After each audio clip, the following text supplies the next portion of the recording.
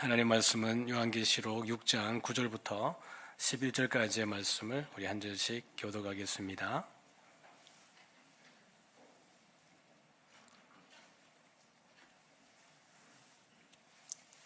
제가 9절을 읽겠습니다. 다섯째 인을 떼실 때에 내가 보니 하나님의 말씀과 그들이 가진 증거로 말미암아 죽임을 당한 영혼들이 제단 아래에 있어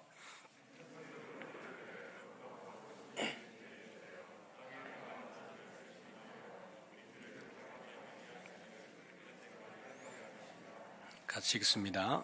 각각 그들에게 흰 두루마기를 주시며 이르시되 아직 잠시 동안 쉬되 그들의 동무종들과 형제들도 자기처럼 죽임을 당하여 그 수가 차기까지 하라 하시더라. 아멘. 지난주와 본문은 같지만 오늘 초점을 좀 달리해서 안식에 대한 부분을 함께 다뤄보도록 하겠습니다.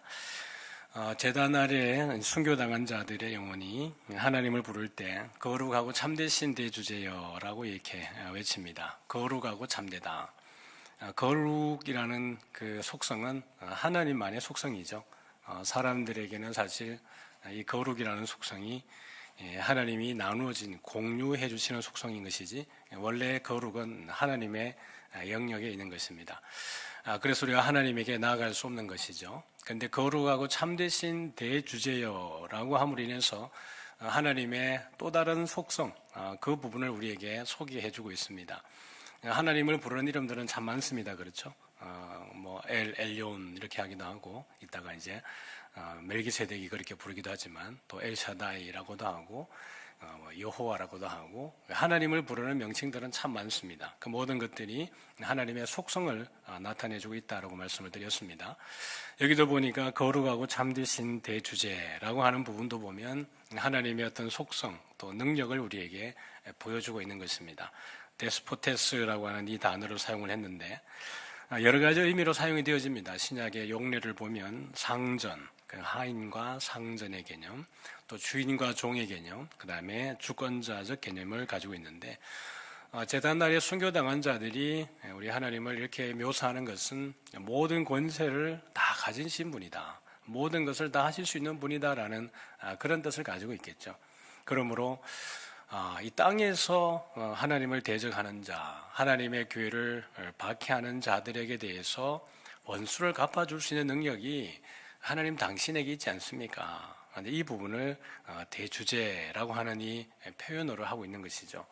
그래서 하나님께서도 내가 할 수 있지만은 그러나 때가 좀 더 기다려져야 된다. 그러니까 그때가 되면 내가 다 해줄 것이다 라고 이야기를 하고 있는 거예요. 그러므로 이 제단 아래 순교당하는 자들이 일상의 삶을 살아가는 가운데에 우리 하나님이 어떤 분인가에 대해서 너무나 분명하고 선명한 신앙 고백을 가지고 살았다라는 것을 보여줄 수 있습니다. 우리 하나님 지금도 살아계시죠? 오늘도 우리 일상 가운데 우리 하나님이 데스포테스, 우리의 주인, 나의 모든 것을 다 관할하시는, 그래서 우리에게 청지기적 사명을 주셨던 그 주인으로서의 하나님, 또 우리에게 모든 나의 삶의 현장을 청지기로 맡겨주신 그분이 우리 하나님이시기도 합니다. 그래서 우리가 이런 믿음 안에 신실하게 살아갈 때 제단 아래에서 순교당한 자들과 동일하게 또 주님 안에 그렇게 구원의 길을 걸어가는 복이 우리 모두에게 있을 줄 믿습니다. 우리 이 대주제여라고 하는 이 고백이 어떻게 보면 멜기세덱에게서도 우리가 표현되어지는 것을 봅니다. 우리 19절과 20절 창세기 14장인데요. 같이 읽어볼까요? 시작. 그가 아브라함에게 축복하여 이르되 천지제 주제이시오 지극히 높으신 하나님이여 아브라함에게 복을 주옵소서. 너희 대적을 내 손에 붙이신 지극히 높으신 하나님을 찬송할지로다 하매 아브라함이 그 얻은 것에서 10분의 1을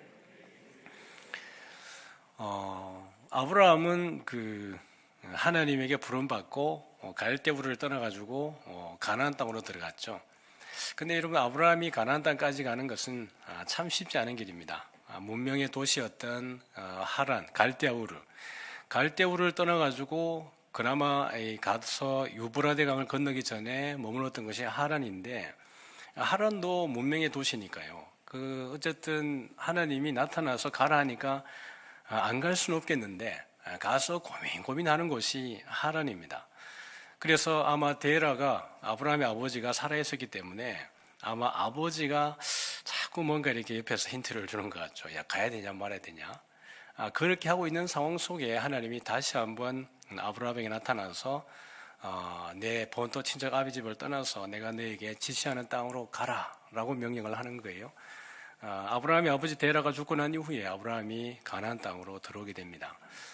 그런데 가나안 땅으로 들어와 보니까 갈대우르와 하란과는 완전 문명의 어떤 차이일 뿐만 아니라 삶의 환경이 완전히 다른 거죠. 거기에서 아브라함이 준비한 것이 이 어려운 상황 가운데에 나를 지킬 자가 누구이겠는가. 하나님이 보내서 오긴 했는데 그 땅에 막상 딱 디뎌보니까 자기를 지킬 만한 게 없잖아요. 기근이 나니까 애굽으로 내려가야 하고 또 애굽에 갔더니 또 바로 때문에 어려움을 겪어서 다시 쫓겨서 올라오게 되고 어느 누구도 자기를 지켜줄 만한 것이 없는 거죠. 그러다 보니까 아브라함이 아주 지혜를 짜내어서 준비한 것이 가정에서 군사를 길리우는 것이었습니다. 종들을 318명을 군사훈련을 시켜가지고 잘 훈련을 시켰던 거죠. 롯이 자기 이제 품을 떠나서 소돔으로 가서 살게 되어질 때 저 북쪽 땅에서부터 연합 군대가 이끌고 와서 여러 나라들이 연합을 해서 소돔과 여러 지역에 있는 땅에 공격을 해서 온 것입니다. 그 가운데에 이 시날 왕을 중심으로 해서 내려온 연합군들이 그 전쟁에서 이기고 노획물들을 다 가져갈 때 롯과 그 모든 가족들 재산까지 다 가지고 간 거예요. 이것을 잡혀가던 히브리인 중에 한 명이 내려와서 아브라함에게 보고를 하는 겁니다. 당신의 조카 롯이 지금 사로잡혀서 갔습니다 라고 할 때 아브라함이 어떤 생각을 했겠어요? 역시 나는 성견 지명이 있다. 내가 그럴 줄 알고 군사를 내가 훈련을 시켰지. 그러면서 318명을 데리고 쫓아가서 어떻게 하는 거예요? 단까지 가서 그들을 무찌르고 조카 롯과 그다음에 그 노예 그다음에 잡혀갔던 모든 포로들을 다 데리고 돌아오는 거예요. 아마 여러분 거기서 돌아올 때 아브라함의 마음이 어땠을까요? 역시 나는 타고난 자야. 그러니까 하나님이 나를 선택했겠지. 이런 마음 가지고 이렇게 오지 않았겠어요? 그런데 그게 나올 때에 아브라함이 돌아올 때에 아브라함을 맞이한 사람이 누구냐 그러면 멜기세덱입니다. 살렘왕 멜기세덱이 아브라함을 맞이하면서 그에게 하는 이야기가 이런 거예요. 먼저 아브라함을 축복하여 이르되 뭐라 그래요? 천지의 주제이시여 지극히 높으신 하나님이여 누구에게 복을 주라고요? 아브라함에게 복을 주옵소서 그래요. 그리고 난 이후에 아브라함에게 이야기할 때 20절입니다. 시작. 너희 대적을 내 손에 붙이신 지극히 높으신 하나님을 아브라함 생각에는 318명 데려가가지고 자기가 구출한 줄 알고 오는데 그런데 정작 멜기세덱이 해주는 얘기는 뭐예요? 그거는 지극히 높으신 하나님이 천지의 주제이신 그 하나님이 너의 대적들을 너의 손에 붙여준 거야 라고 이야기를 하는 겁니다. 여기에서 아브라함이 한 대 팍 맞는 거죠. 내가 아니었다고? 그렇죠. 여러분 연합군이 내려와서 소돔 땅에 있는 그 연합군대와 다른 나라들 연합국과 함께 싸워서 이긴 그 군대를 무슨 수로 318명이 이길 수 있겠습니까? 하나님이 해주시기 때문에 가능한 일이에요. 그래서 이 이야기를 들었을 때 아브라함이 멜기세덱에게 뭘 줘요? 10의 1조를 10분의 1을 드리는 겁니다. 여러분 11조의 시작은 바로 여기입니다. 우리가 11조를 헌금을 하시는 분들은 이 의미를 잘 알고 계시겠지만 혹시라도 또 모를까 해서 다시 한번 설명을 드리면 11조는 사실 이 당시 고대 근동에 있었던 하나의 납세 의무 제도입니다.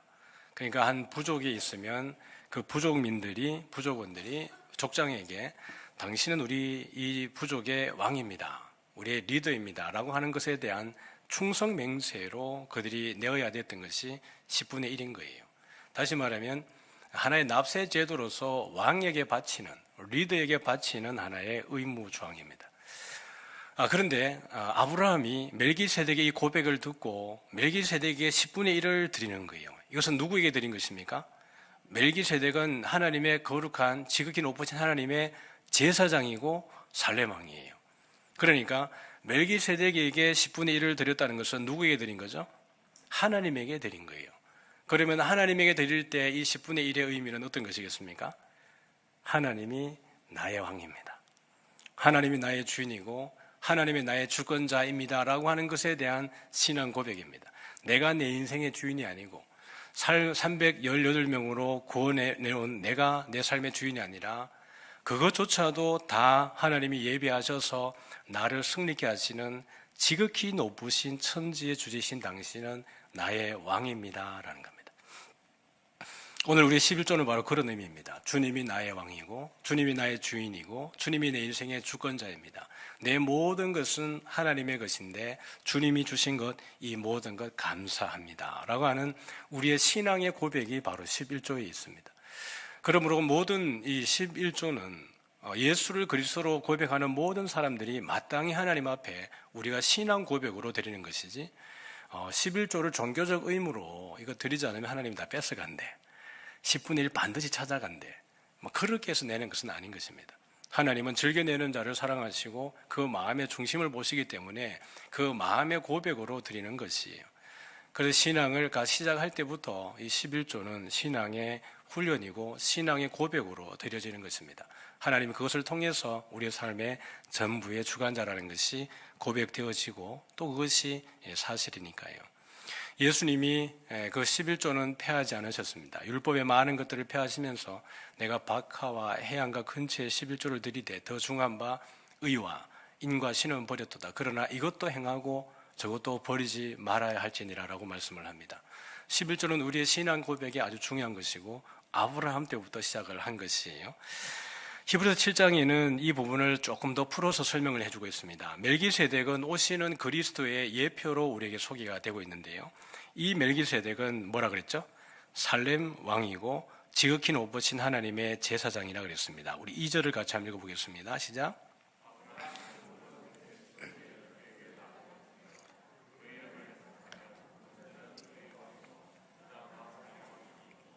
평강의 왕이요. 이 멜기세덱은 족보도 없습니다. 아버지도 없고 어머니도 없고 족보도 없다 그랬습니다. 그런데 높은 자가 낮은 자에게 복을 비는 것이 맞다. 그러니까 멜기세덱이 아브라함보다 높다 그래요. 믿음의 조상은 누구예요? 아브라함이잖아요. 유대인들에게 혈통적으로 믿음의 조상은 아브라함인데 아브라함보다 더 높은 이가 누구냐? 멜기세덱인 거예요. 왜냐하면 멜기세덱이 아브라함에게 복을 빌었으니까요. 그리고 누가 누구에게 이게 11조를 낸 거예요? 아브라함이 멜기세덱에게 11조를 낸 거니까요. 그러면 멜기세덱은 적어도 왕으로서 이것을 받으셨는데 족보도 없대요. 이 히브리서 7장에는 멜기세덱에 대한 소개를 하고 있는데 아브라함의 자손 가운데 아브라함, 이삭, 야곱의 후손 가운데 누가 나오냐 그러면 레위가 나와요. 그럼 11조를 여러분 받는 사람은 누구예요? 레위 지파에서 11조를 받습니다. 그런데 이미 이 히브리서 7장은 이야기하기를 레위가 태어나기도 전에 아브라함의 허리에 있기도 전에 아브라함이 멜기세덱에게 11조를 드렸다라고 이야기를 하는 겁니다. 그러므로 멜기세덱의 지위를 설명해 주고 있는 거예요. 그러므로 이 멜기세덱은 오실 그리스도라는 이야기를 하고 있는 것입니다. 제단 아래 순교당한 자들이 살아가는 삶의 방식, 삶의 공식, 그게 뭐냐 그러면 예수를 주로 고백하는 삶을 살았다는 얘기입니다. 하나님의 말씀을 가지고 살아갔고 예수를 그리스도라고 증거한 일에 이들이 세상에 물러나지 않고 죽음의 위기 가운데에도 이 고백으로 살아간 자들, 그들이 지금 우리 주님을 천지의 대주제여라고 고백을 하고 있는 것입니다. 안식에 대해서 좀 다가가 보면 우리 같이 한번 11절 말씀을 부분적으로 한번 읽어보겠습니다. 시작. 각각 그들에게 흰 두루마기를 주시며 이르시되 아직 잠시 동안 쉬되. 여기서 우리 두루마리를 먼저 보겠습니다. 우리 19장 8절입니다. 같이요. 시작. 그에게 빛나고 깨끗한 세마포 옷을 입도록 허락하셨으니 이 세마포 옷은 성도들의 옳은 행실이로다 하더라. 여기 세마포 옷은 여러분 아주 비싼 옷입니다. 우리 여러분들이 이제 새 옷 이렇게 사면 요즘 옷도 다 비싸요, 맞죠? 이게 옛날 시장에 가면 막 입었던 옷 한 번 입으면 바늘 이렇게 실밥 터지고 이런 옷이 요즘 잘 없고 요즘 다 이렇게 비싼 옷들이 많은데 여기 세마포 옷이라고 하는 것은 진짜 고가를 이야기하는 겁니다. 결혼 예식에 신부들에게 주는 옷이에요. 예물인 것이죠. 그런데 이 예복을 아무나 입는 것이 아니라 어떤 이들이 입는 거예요? 어린 양의 피에 그 옷을 씻어서 희게 된 자들이 입는 옷이 바로 이 흰 세마포 옷입니다. 그런데 이것은 성도들의 옳은 행실이라고 이야기를 했어요. 이 세마포 옷은 성도들의 옳은 행실이라.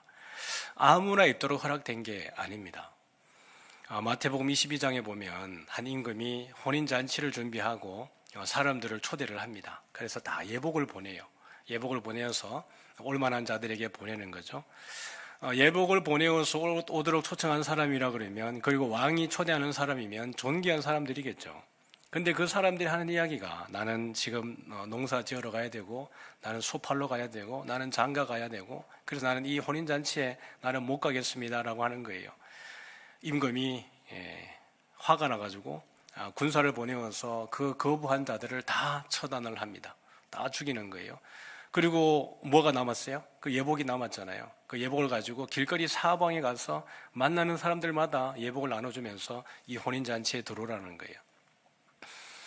그런데 그러고 나서 왕이 그 혼인잔치 집을 이렇게 돌아보는데 한 사람이 예복을 입지 않고 왔습니다. 예복을 입지 않고 왔는데 그렇게 물어본 거예요. 당신 어찌하여 예복을 입지 않고 여기 들어왔느냐, 이렇게 물어본 거예요.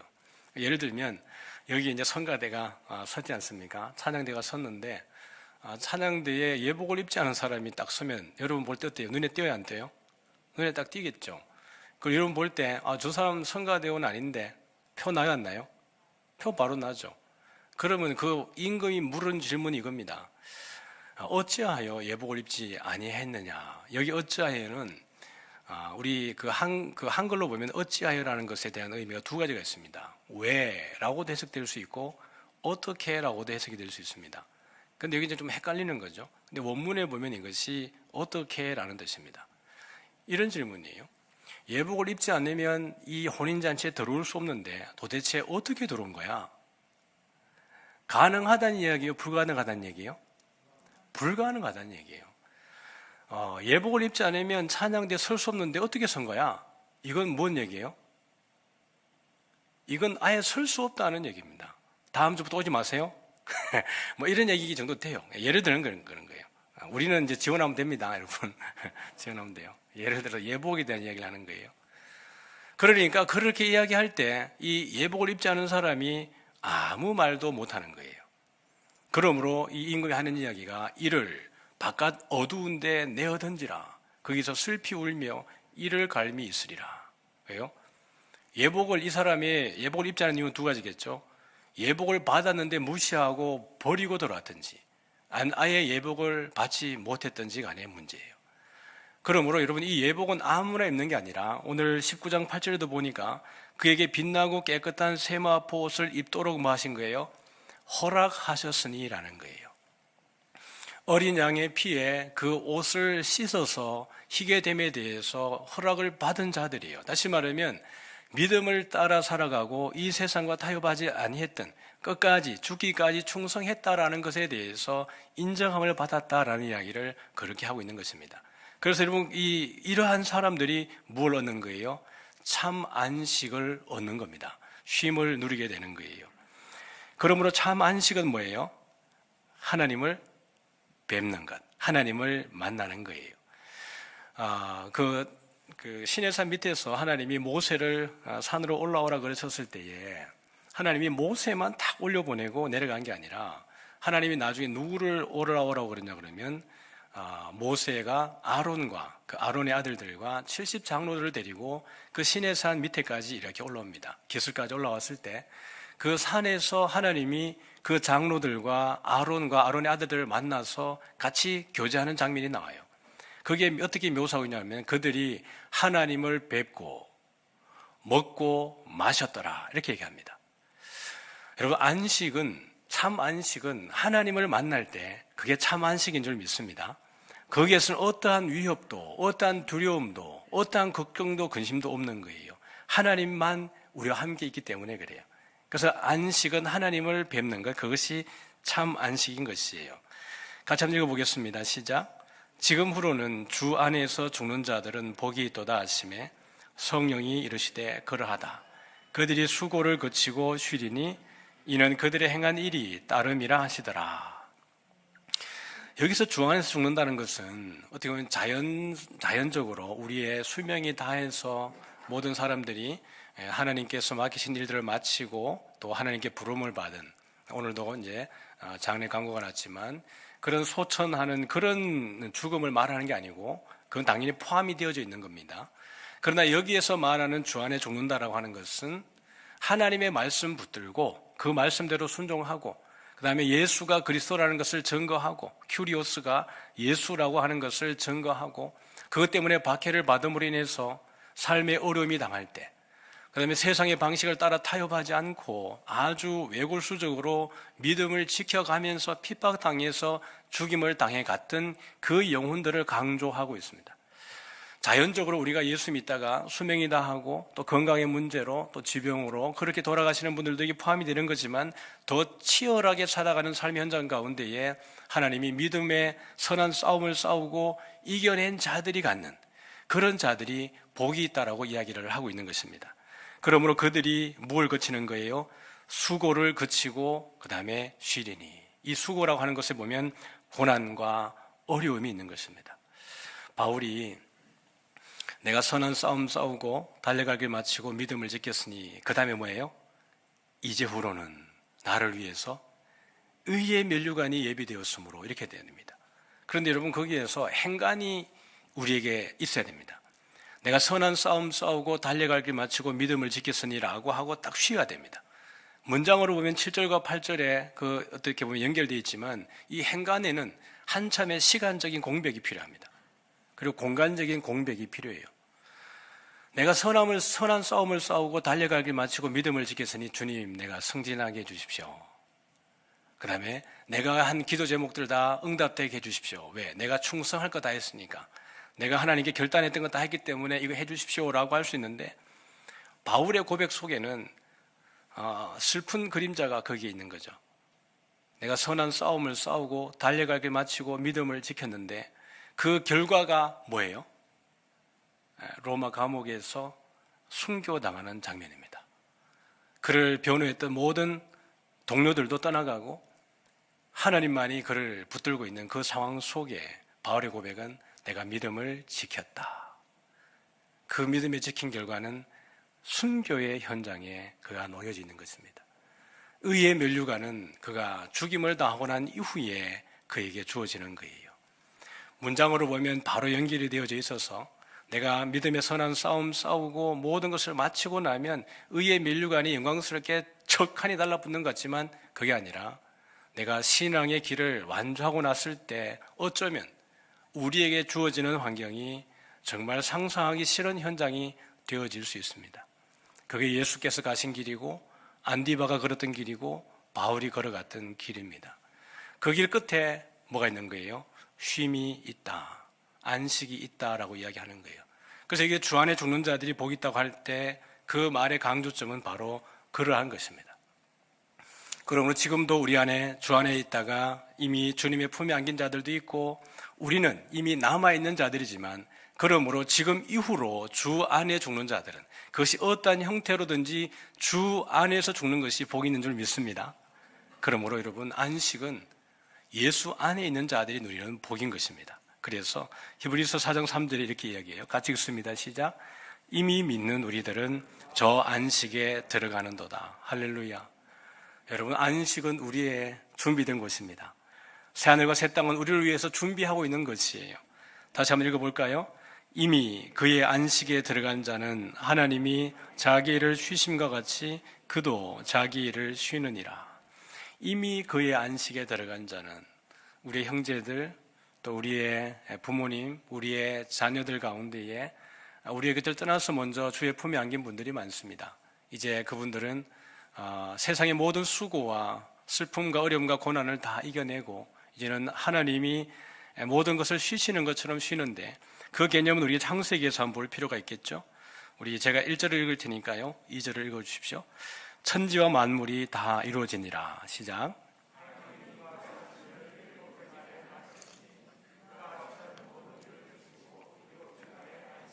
같이 읽죠. 하나님이 그 일곱째 날을 복되게 하사 거룩하게 하셨으니 이는 하나님이 그 창조하시며 만드시던 모든 일을 마치시고 그날에 안식하셨음이니라. 천지와 만물이 다 이루어졌습니다. 그리고 몇째 날에 마친 거예요? 일곱째 날에. 일곱째 날이 시작할 때 딱 맞춰진 거예요. 그러니까 일곱째 날은 순전히 안식하시는 날입니다. 여기 안식하다라는 단어, 이렇게 샤바트라고 하는 단어는 여러 가지 의미들을 가지고 있습니다. 여기 보니까 멈추다, 끝나다라는 의미를 가지고 있는데 어떤 의미죠? 시간적, 공간적, 수량적인 의미로 끝을 보다 이렇게 되어 있습니다. 그러니까 첫째 날부터 여섯째 날까지의 모든 창조가 여러분 어느 하나 부족함이 없는 거예요. 종류는 종류대로, 공간은 공간대로, 시간은 시간대로, 물질의 그 모든 것 가운데에 있어야 될 것이 하나도 빠짐없이 완벽하게 다 창조가 되었다라는 이야기입니다. 그러므로 일곱째 날에 안식하셨다라고 하는 것은 더 이상 창조적 행위는 없다라는 이야기예요. 하나님이 하시는 그 모든 선하신 일들 가운데에 창조는 여섯째까지 끝났다라는 이야기예요. 그러므로 이제 안식을 하는 겁니다. 여러분 여기에 보면 하나님이 3절에 보니까 하나님이 뭘 복되게 하신 거예요? 그 일곱째 날을 복되게 하사 거룩하게 하셨으니, 일곱째 날 안식일을 복되게 한 거예요. 안식일은 무엇이냐 그러면 하나님의 창조의 완성에 대한 인정입니다. 우리 입장에서. 그리고 하나님이 창조의 모든 완성을 하시고 난 것에 대해서 사실은 마침표를 찍으신 거예요. 그날이 안식일입니다. 그래서 안식일을 기억하여서 거룩히 지키라. 그래서 안식일 자체가 복된 날이에요. 그리고 구분된 날입니다. 그러면 이제 안식일이 7일이면 그 다음 날이 며칠째예요? 7 다음에 8이잖아요. 그래서 유대인의 개념의 8이라고 하는 것은 새로운 시작입니다. 새로운 시작이 8이에요. 그래서 여러분 그 마태복음 5장에 보면 몇 복이에요? 8복이에요. 8복. 8복이 왜 8복이냐 그러면 새로운 나라에 속해 있는 사람들이 살아가는 법이 바로 8복입니다. 그게 산상수훈이에요. 그래서 모세의 법은 이러이러하다라고 예수님이 모세의 법을 이야기하고 난 이후에 그 법을 조금 더 해석해서 풀어서 다시 적용하는 것이 나는 너희에게 이렇게 말한다라고 이야기를 하는 거예요. 그러면 산상수훈은 하나님의 나라에 속한 사람들이 살아가는 삶의 법인 것입니다. 천국이 너희가 회개하라 천국이 가까웠다라고 이야기할 때 그 천국은 가까이 여기 come near, 가까이 여기 완전 딱 달라붙어서 거의 다 왔어 이런 뜻이 아닙니다. 원문에 보면 천국은 이미 와 있다는 뜻입니다. 그 천국은 누구예요? 바로 예수 그리스도가 천국입니다. 하나님의 그 보좌에 계신 그 어린 양이 오신 것이 천국의 이 땅의 임재인 것이에요. 그러므로 천국에 속해 있는 하나님의 나라에 속해 있는 사람들이 어떻게 살아가야 되느냐를 보여주는 것이 그 산상수훈에 있는 내용들입니다. 그래서 오늘 이 일곱째 날에 하나님이 복을 주신 것은 일곱째 날에 하나님이 모든 것을 마쳤다라는 이야기예요. 쉰다는 이야기를 하고 있는 겁니다. 그러므로 제단 아래에서 쉬고 있는 자들, 울부짖고 있는 자들은 뭐죠? 지금까지 그들에게 주어진 일들을 다 완수하고 끝내고 이제는 더 이상 그들에게 해야 될 일이 없는 거예요. 이제는 주와 함께 영원히 무엇 하는 일만 남아있습니까? 왕노릇하는 일이 남아있는 줄 믿으시길 바랍니다. 여러분 이 7일이 또 일곱째 날이 우리에게 그런 의미를 가지고 있는 거예요. 그래서 우리는 히브리서 4장 11절에 보니까 이렇게 이야기합니다. 같이요 시작. 그러므로 우리가 저 안식에 들어가기를 힘쓸지니 이는 누구든지 저 순종하지 아니하는 본에 빠지지 않게 하려 함이라. 히브리서 기자는 안식을 저기 멀리 두지 않고 우리의 삶의 일상으로 가지고 왔습니다. 지금 우리가 계시록에서 보는 안식의 개념은 이제 죽은 자들이 주님 안에서 영원히 안식한다, 쉰다라는 개념을 가지고 있는데 히브리서 기자는 이것을 현장으로 가지고 왔어요. 예수 믿는 사람 안에 삶의 안식은 뭔가 이걸 이야기하는 거거든요. 그렇게 하기 위해서 이제 모세 때로부터 이스라엘 백성들이 출애굽에서 가나안 땅까지 가는 그 여정에 대한 이야기를 우리에게 하고 있습니다. 그러면서 우리가 안식에 들어가기를 힘쓰라라고 이야기했는데 안식에 들어가지 못하는 이유가 뭐라 그랬어요? 순종하지 않기 때문에 안식에 들어가지 못한다 이렇게 이야기합니다. 한 번 더 이 구절을 보죠. 같이 읽습니다. 또 하나님이 누구에게 맹세하사 그의 안식에 들어오지 못하리라 하셨느냐. 곧 순종하지 아니하던 자들에게가 아니냐. 이로 보건대 그들이 믿지 아니함으로 능히 들어가지 못한 것이라. 참 안식은 사실 이스라엘 백성들이 애굽에서 나와서 가나안 땅으로 들어가는 것이 왜 들어가는 거예요? 안식하러 들어가는 거예요. 종로로 하던 땅에서 나와서 그 광야를 지나서 이제는 젖과 꿀이 흐르는 약속의 땅인 그 참 안식 있는 땅으로 들어가는 것이 가나안 땅으로 들어가는 것인데, 가나안 땅에 들어가서 안식을 했어요, 못했어요? 안식을 못했어요. 여호수아가 너희에게 참 안식을 줬더라면 너희가 또 다른 안식을 기다리지 아니했을 것이다 라고 이야기를 합니다. 분명히 젖과 꿀이 흐르는 땅이고 약속의 땅임에도 불구하고 그들이 그곳에서 안식을 누리지 못하는 이유는 무엇입니까? 순종하지 못하기 때문에 그렇습니다. 좀 더 분명하게 말하면 히브리서 4장 2절에요. 시작. 듣는 자가 믿음과 결부시키지 아니함이라. 이스라엘이 나라를 잃어버린 이유가 왜 그렇습니까? 안식일을 지키지 못하기 때문에 나라가 멸망하는 겁니다. 여러분, 유대인들이 생명같이 여기는 것이 무엇이에요? 안식일과 할례입니다. 이 두 가지는 무슨 일이 있어도 지켜야 되는 것이에요. 전쟁이 나도 안식일에 전쟁해야 하네요. 안식일에 전쟁하지 않습니다. 죽임을 당해도 이들이 전쟁하지 않는 거예요. 마카비 혁명 때 이들이